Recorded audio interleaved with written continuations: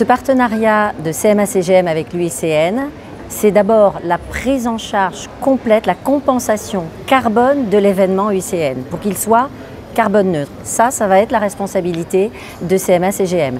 Deuxièmement, on prend la parole dans un certain nombre de conférences, notre président Rodolphe Saadé, mais également d'autres collaborateurs du groupe. Et puis, troisièmement, nous avons un stand dans l'espace Génération Nature parce que nous voulons aussi montrer ce que l'entreprise fait au grand public en matière de protection et de défense de la biodiversité. Dans le volet biodiversité, 3 grands sujets. D'abord, mesurer les impacts de nos activités. Deuxièmement, réduire ces impacts. Et puis, troisièmement, et là j'en viens à votre question, c'est protéger et restaurer la biodiversité que l'on traverse à travers nos activités. Et donc ça va concerner d'abord la restauration d'espèces fragiles ou d'espèces qui peuvent être menacées par nos activités éventuellement.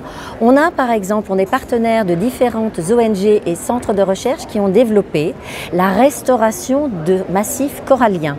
Ça, c'est un premier exemple. On fait ça sur la Grande Barrière de Corail en Australie, dans les Seychelles, dans les Antilles françaises, au large des côtes américaines, un peu partout dans le monde où cette question de la fragilité des massifs coralliens se pose. Un autre exemple dont je peux parler, c'est quand on traverse des zones qui sont utilisées par les cétacés, par les mammifères marins, par exemple pour aller mettre bas. Eh bien, ces zones-là, on est en partenariat avec des organismes scientifiques qui savent développer des outils de détection de ces mouvements des mammifères. Et nos bateaux rentrent dans ces zones, on leur demande de réduire leur vitesse pour éviter les collisions.